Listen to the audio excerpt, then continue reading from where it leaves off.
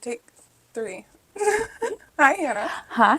How are you? Oh, doing great actually. It is Taco Tuesday. It is St. It's Patrick's St. Day. Patrick's Oh my Day. gosh. We are really celebrating with our green Green's my table. favorite color. Me too. And it's both of our style colors. Really good. Yeah, That. colors. Okay.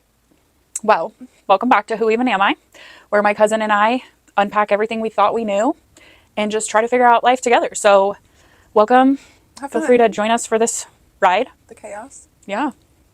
Today, we are going to be digging a little bit deeper into Sophie's sobriety story and kind of everything you've been through in the last couple of years. It's been like rough, but also like transformational. It's been wild. It has. But before we get into that, do you have a pit and a peak since we last talked? The pit is definitely going to be the weather in the last couple days. It's just been a doozy. It's been cold. Did you know it snowed 30 inches in Wisconsin? A what? Or wait, Wisconsin? Yeah, I think so. Are they alive? I think so, yeah. How do you get out of that? I don't know. Crazy. Yeah, it's a lot of snow. Wow. It's like 2.5 feet, Well, I I'm think. blessed to not have had to deal with that. My peak, would probably be, I don't know. I was able to get some bills paid off, some medical bills. Oh, yes. That was exciting. Yes. I'll take that as like a peak because Yep. that's a blessing. We love that. Yeah, love that. What about you? My peak was going thrifting with you last week. Yes. I took the day off from work and we went thrifting, and it was a good day. And we got some really good acai bowls. Isn't that how you say it? Yes. And it was a nice day. It was fun. And then my pit is, I'm just feeling real grateful. I'm not even sure yet. I know what my pit is. I'm trying to think. That's good. Yeah, I'm sure I have one. I mean, sometimes you have like a list of 10, so it's. I know. I'm happy for you that you don't have. What is my pit? I'm sure I told you. What have I been complaining about? You really haven't. You know? My pit is that trial is over. I've been watching Emily D. Baker on YouTube every night and like catching up with her streaming this trial. And now it's over and I don't have anything to watch obsessively. That's the ADHD thing where I like get so into something and then when it's over, it's like, Then I don't want to we're binge something else. I just wanted to watch that, you know? Like nothing else is gonna satisfy me as much as that. No. So that would be my pit and peak. Hey, thank you to everyone who watched last episode. We hope you learned something. We would love to dig deeper into sobriety and all the things. And make sure you like and subscribe and follow us on all the socials. We post lots of great videos. We're funny. We're so funny. Oh. Yeah. Well, are you ready? I don't know. I'm ready for this. It's a lot to unpack. Your story is so inspirational. And I truly mean that because since you've moved closer and we've become a lot closer too, I've really realized how much you've taught me that it's okay to like pick up and change things in your life when you're not like happy with certain things. And like just how much that we have the power to create our reality. And like sometimes that's really uncomfortable, but then it creates like beauty. And like you've just inspired me in a lot of ways. And when I think about everything that you've gone through and just, really like in a sense losing your family, whether it was by choice or not, like in a sense it wasn't, right? So, losing your family, losing the town that you grew up in, like rebuilding a whole new life. That's scary, dude. That's really scary. And then you did that all sober. Like, that's very impressive. And I just want the world to hear, like, how you did it and, like, the ugly and the beautiful parts of it and the times where you're alone and crying and then the times where you're seeing the blessings come through. So, with that, I'll let you speak and start to share kind of your story. I thought maybe a good place to start. Obviously, there's a lot to her story and a lot of things that happened in your childhood that have led you to make this decision and be where you are today, and just through adolescence and all that. Just lots of things in your life, as we all have. But I thought for today's purposes, it'd probably be good to start like when you got sober, because I think that's when things really started to change for you and how you perceived life. Yeah, and everything around me. Yeah. Yeah, so last week I kind of skipped a little section of our podcast because I wasn't like fully open with the story, I guess, and I wanted to be able to tell it proudly. So the night I got sober, I think I told you that I went, me, my sister, and mom went to like a flower. Sorry. It was like stuck in your shirt. Um, So what happened? like, what's wrong? My sister, my mom, and I, we went to a flower potting party where we obviously got intoxicated because that's what we do best. And one thing led to another. I remember like my sister got really mad at my mom on the way home. Like they were like fighting. And it was like my sister was calling my mom out for the things that I don't speak to my mom for now, if that makes sense. But I like stuck up for my mom hardcore in that moment because I always did. Mm-hmm. Anyways, I don't really remember a lot, like the extent of it or the timeline between things of that night because I was intoxicated. But at one point, I had messaged someone else other than my husband to go boozing with me. I remember like in the messages, Can you clarify what is boozing? like, drive around and drink and just hang out. Okay, I know that seems like common sense to you. There's a lot of people that's not a thing. True. You guys don't like booze around here, do No, you? Yeah, no. that's so funny. Anyways, in the messages, I even said like, I just want to be around someone who like gets me, but like also like he had no idea who I was. Mm-hmm. So I wanted to be around someone who didn't know who I was either because I don't know. Anyways, it never ended up happening. I went home. John saw the message, and things exploded. I threw my phone at him, and it like bonked him in the head. Bonk. And he started like bleeding, but it was like, I mean, Yeah. minor. Well, he called the cops. So I'm standing there in my bedroom because I had already called my mom to come get me because I knew. I'm like, hell no, I'm not staying here. The freaking cop shows up, and it's like one of the douchiest cops of Nance County. Oh my gosh. But I looked at him and I said, you are not arresting me for throwing my phone at him, like in front of my kids. Like, you're not going to arrest me in front of my kids for that. My mom is coming to get me, and it's going to be fine, like, whatever. So my mom came and got me. I was surprised he didn't arrest me, though, because I know. You just told him. yeah, he's arrested, like, Tessa for that shit how many times? Just the whole family. I don't know. Just, anyways. Where was I? This is where I struggle with telling stories because I get lost. Oh, I went and stayed at my mom's, and like I just woke up and I'm like, I'm not like I'm pretty sure Tessa had spent that day with me because obviously like I didn't go to work. I was like in rough shape, like mentally, emotionally. I didn't know like where to go in life. Again, I'm like in this toxic tornado. Like, why am I here? Why am I still here in this moment? Like doing this to myself. And I remember like Tessa wanting to go like buy beer and drink that day. And I'm like, I'm not drinking. Especially like less than 12 hours after that whole ordeal. Like, what? You never said who Tessa is, by the way. Oh, Tessa is my sister. And I'm just like, what? No, like, I'm not drinking. So, yeah, that's the story on why I got sober.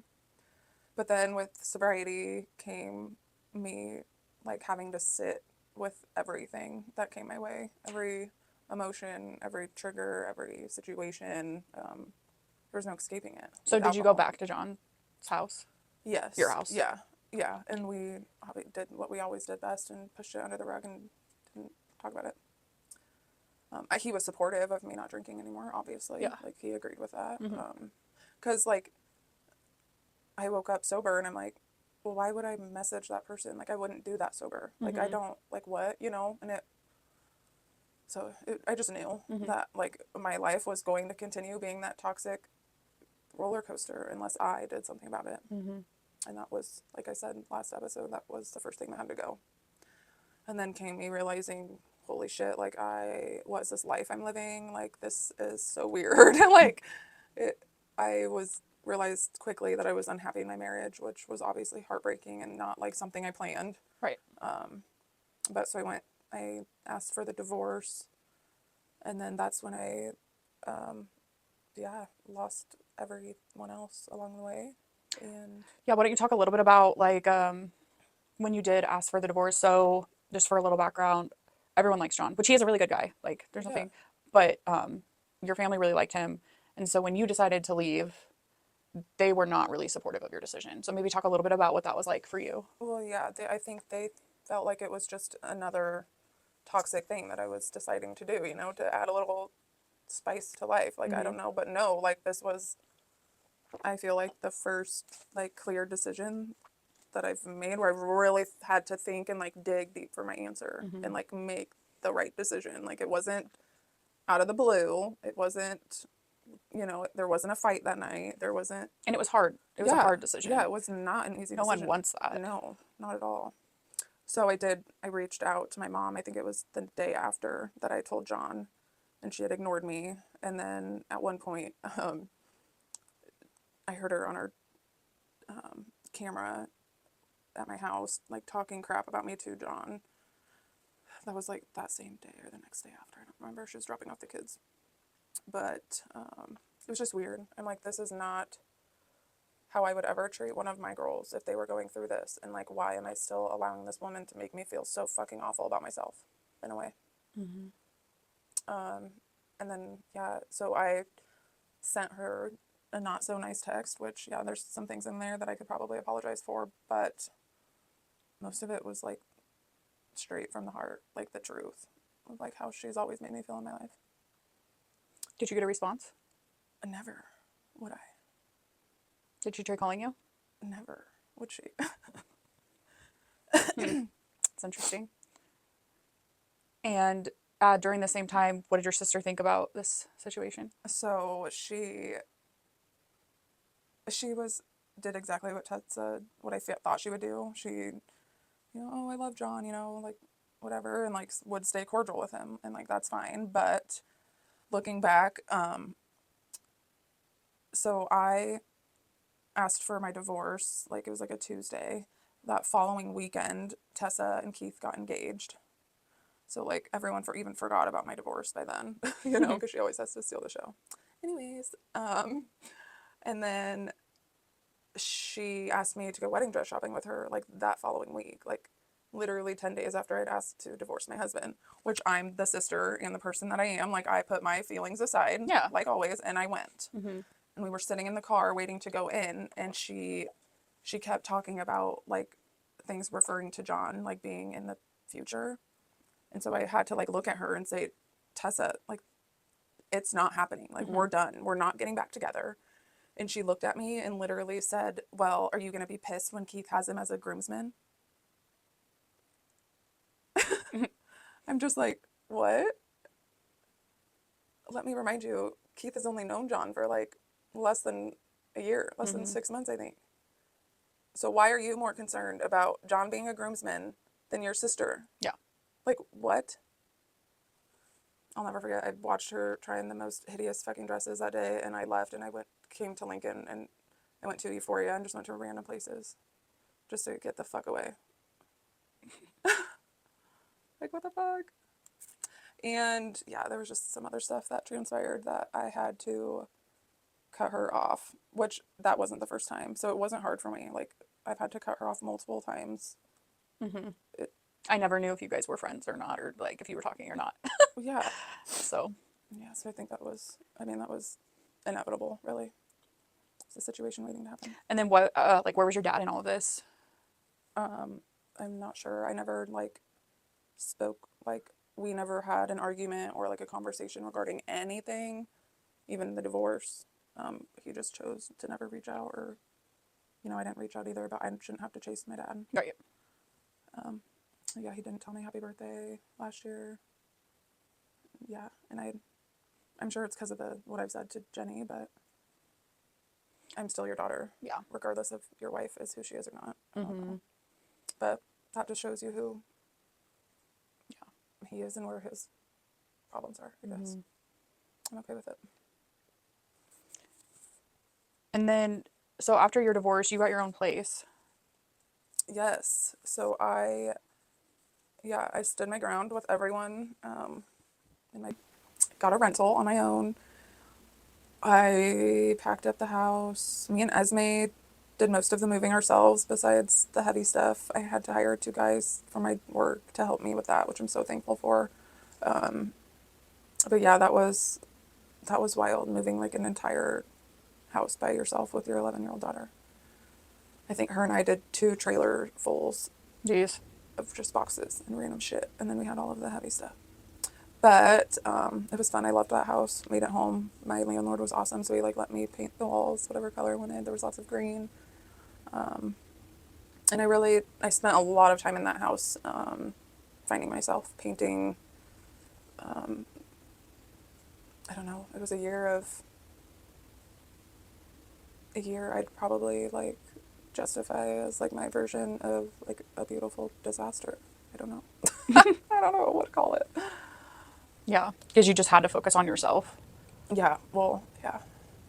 I knew that because I hadn't my entire life. Yeah. I focused on everyone else. You know, my trying to help my dad through his alcoholism, watching him go through treatment and like all of the drama with him when he was drinking. Oh my God.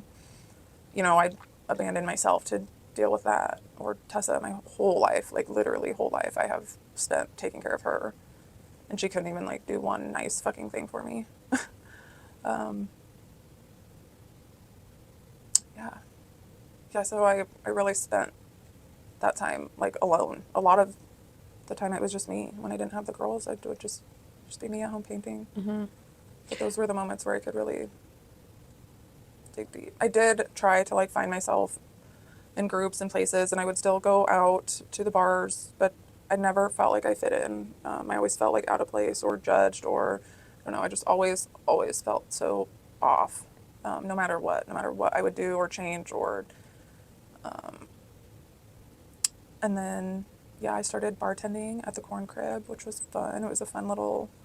It was like my escape, kind of my safe place, a little bit away from home, to get me out of the house too, for a little bit at least. So I had fun with that.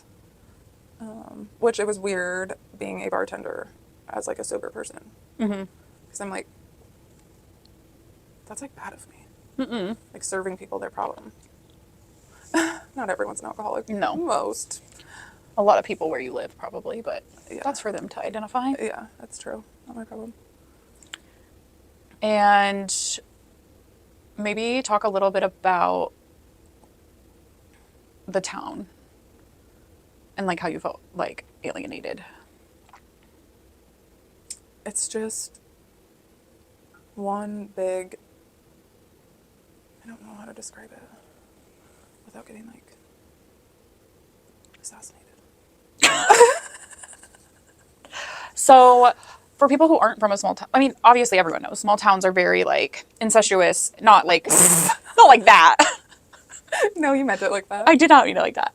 I meant like it's everyone knows each other, everyone's talking about each other, Okay, and yeah. like so there was obviously, you're not talking to your family anymore, so, and like everyone knows everybody, so there's this like whole persona, and like during that time you were going through health issues, you lost a bunch of weight, like people were talking about you, and like you felt alienated in this place that like you grew Should have up. supported me. Yeah. Yeah. So Yeah, there was like rumors that I was on meth, like just wild assumptions to make of someone who truly is trying to do their best and like do the right thing in all aspects of her life. Yeah, obviously I still make mistakes. I say things that I probably shouldn't say. You know, I'm going to continue to do that. That's part of growing. yeah. But I'm just glad I'm self-aware of those things. Anyways, yeah, I never, but I didn't move to Fullerton until my freshman year. And I feel like I've always felt that way. That's true. I think I always call the place home. That was like never meant to be home for me in a way. And Like I feel like I had a path, like the universe had this path for me, but like my parents had to be like fucking idiots and like veer me to this path towards Nance County, which truly fucked everything up. You know? yeah. And it took me 10 fucking years to get myself back on this path. But I'm so glad I did. Yeah.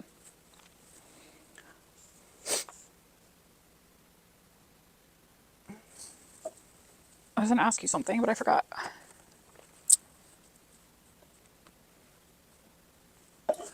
I don't know. I just started like not dealing with anything. Like if I would go to the bar or go out with my friends and like this friend, I don't know, there's shady people out there, and like if you're going to be shady to me, I'm probably never going to speak to you again. Or like if you're giving me weird vibes, lying to me, you know, doing things behind my back, like no. I am not dealing with that. I am not going to justify your actions. No. So I just like wouldn't no, It's kind of like that whole, like, you can't hurt me. I don't talk to any of my family anymore. Like, yeah, you can't hurt me. yeah, Like, nothing and my to, cutoff game is real strong, which can be unhealthy, but in a way, it was healthy for you it because was. you were not allowing toxic stuff to happen. And I think you had like a really big awakening in terms of seeing like your spirituality and like seeing life for what it is and like opening your mind beyond that town, right? Like, I think you really just saw, No, I did. It yeah, was weird. And it all happened so fast and I like didn't know how to process any of it. yeah, And then yeah.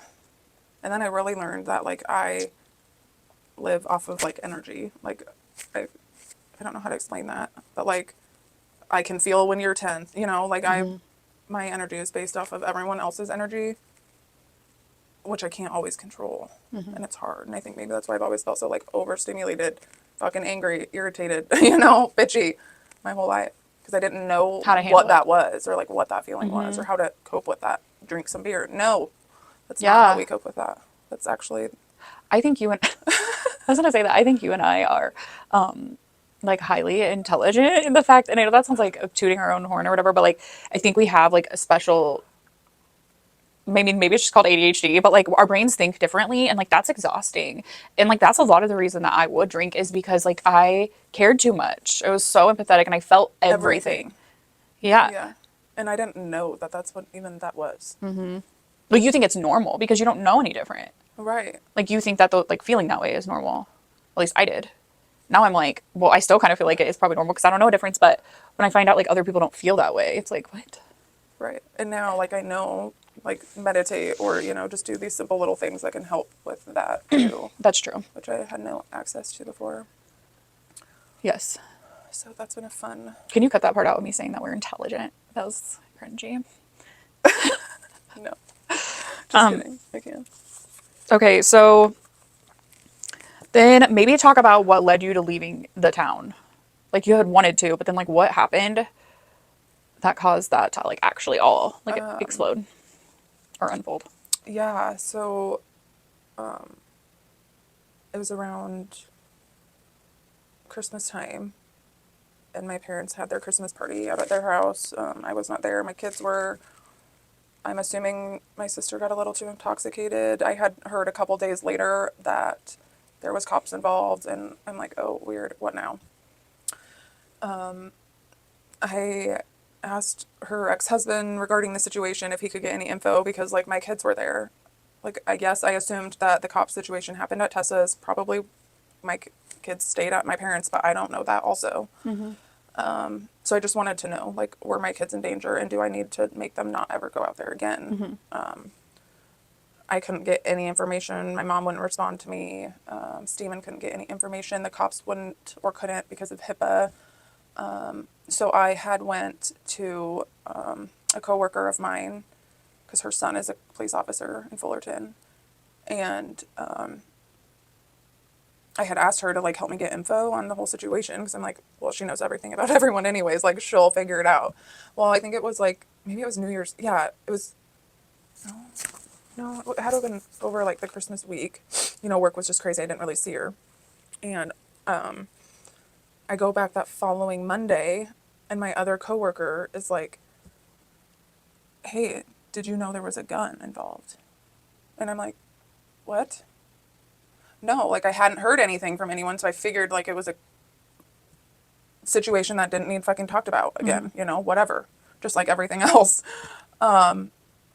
So I spiraled because I went to this lady for help, thinking she'd do the right thing. And yeah, she went and got the info, but she didn't bring it to me. She took it to everyone else who didn't need to know. You know, it wasn't any of their business. Like, I didn't care that they knew because it's not my story. It's not my business either. But it involved my children. And, like, her daughter was also just shot and killed, like, a couple months prior. So why are we, like, hushing about this gun stuff? I was mad. Yeah. Like, why are we playing around with this? Like, it's not funny. It's not a joke. And if you're going to, I don't know, it just felt so wrong to me. Yeah. So I made a Facebook post about it. I think it upset that family because they thought I was, like, insinuating that Kennedy was like Tessa. But no, I was saying, like, Tessa was like Jack Reed. Like, a mental basket case who fucking snapped. Who's to say Tessa's not going to snap, get her hands on that same gun, and kill everyone? Yeah. I just can't. And I still don't know what the whole story was. Anyway, so I made that Facebook post. Disclaimer, we don't know if any of that is true. It could just be a rumor. We don't actually know. So, True. just saying. Yeah. But that is what was told. Yeah.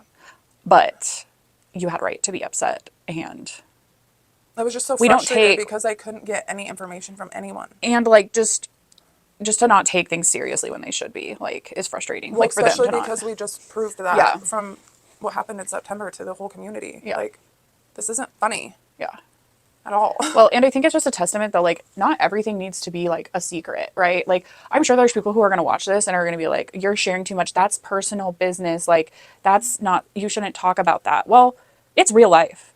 It needs to be talked about. And, like, it does need to be talked about. And people just push everything under the rug and hide everything and act like nothing is wrong until it's too late. Yeah, literally. So, yeah, I had pissed off the whole town, I think, with that Facebook post. I'm still not upset about it. Like, I don't think you did anything wrong, babe. no. I mean, they were literally, I was stating facts and, like, yes, that's going to trigger people and hurt them. Like, but I don't feel bad. Like, you deserve to be hurt in that moment. But, so that led to me, like, quickly realizing that, like, I got to get up out of here or I'm not going to fucking survive another day. I had my new job, like, within a week. I Yeah. went and looked at apartments and I moved within a month. Yeah, everything just, like, aligned for you. Everything. It literally, like, the universe. Was like, yes, get out of there. Well, yeah, the universe, like, made that happen. It gave me no choice to stay because I had said multiple times, like, if it wasn't for the girls, you know, I would never stay here. I would never stay Yeah. here. Why am I staying here? Like, I can't believe I'm stuck here for the rest of my life. Like, no, I'm not stuck. Like, yes, was it the hardest thing I've ever done? Because, yeah, I moved away after high school, but I don't remember that, like, moment in my life. I'm not even sure my parents are the ones who moved me. Like, I'm pretty sure I was living with a friend at that point. Like, I don't remember any of that. Well, didn't you live with Tony? No, remember I lived in the College Park apartments first with Cynthia? See? No. Well, and then, yeah, it's just weird. So I did move away, but then I got pregnant with Esme and I moved back. So it's always, like, that's always been, my place, and I've always had someone too. Like, I've never done anything alone. And I literally did all of this, like, obviously I have you, I have your dad, I have grandpa, and But it's different. yeah, it's different than just, like, having your parents to call up or say, hey, can I borrow your truck? Or, like, you know, like, no, I had to figure it out on my own, and it was the most easy fucking ride of my life, Hannah. I, like, things have never aligned so perfectly, and that's why I know, like, I made the right decision. Absolutely. And so can you talk like can you talk about what it's like now, like for you? Like, living here?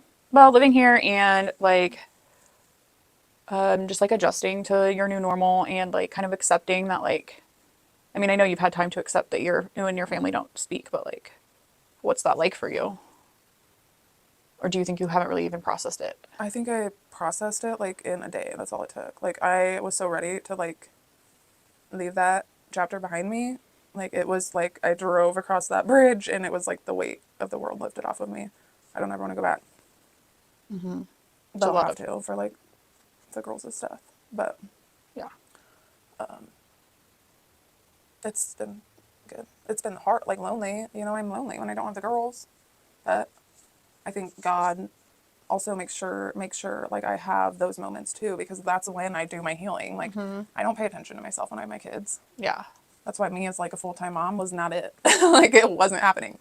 Yeah, you were never going to be able to like stay sober like that. Yeah.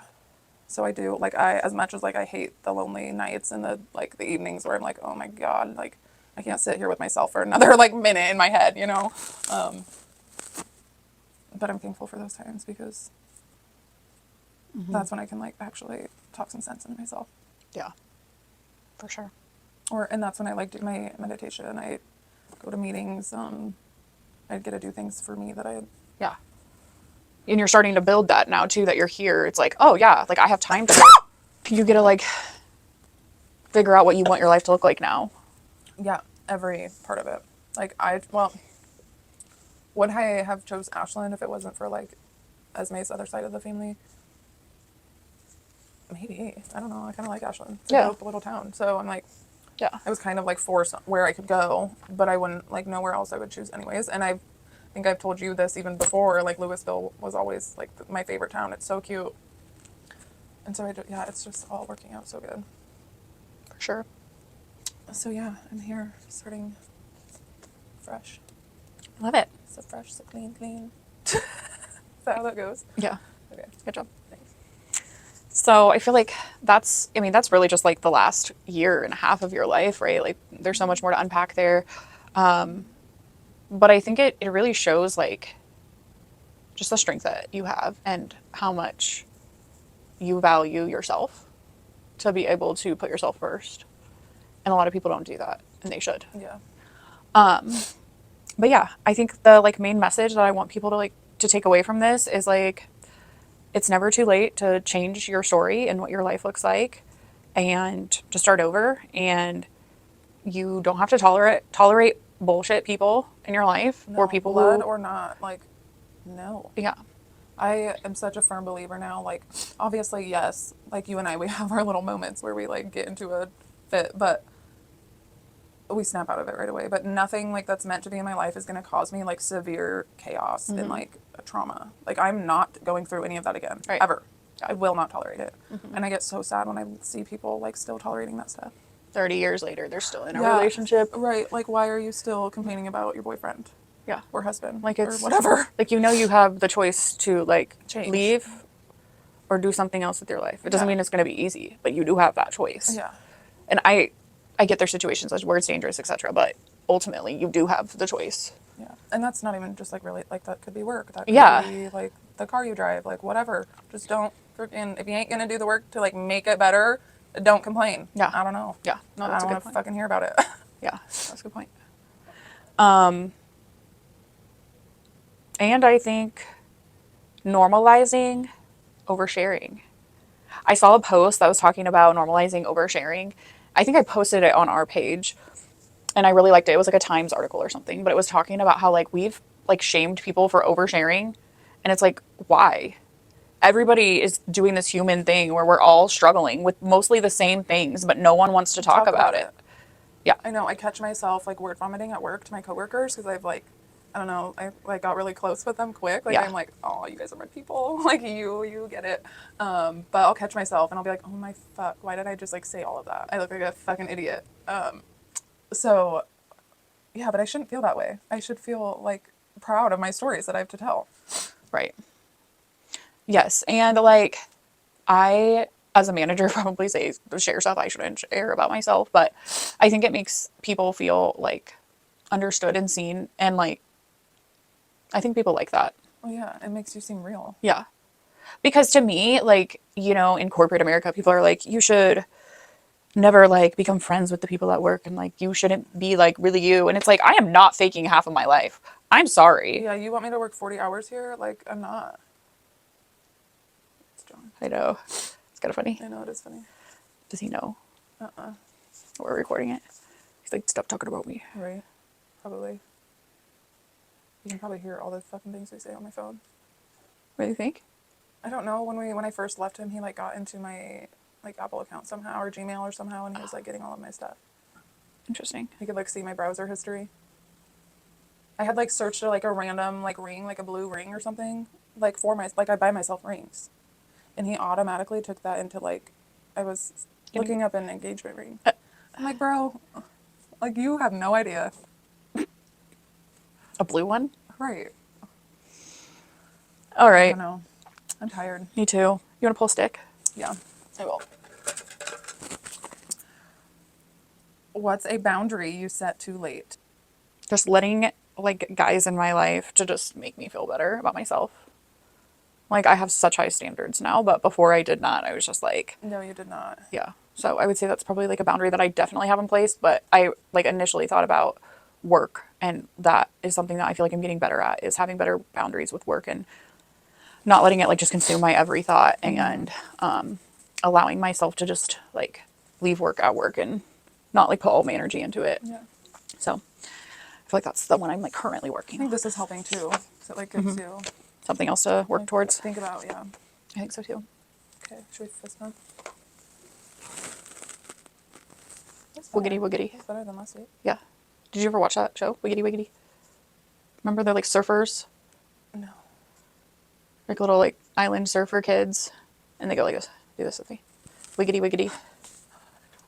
Well, we're gonna look it up. Okay, that's all, folks. Peace and blessings. We're so professional. Motherfucking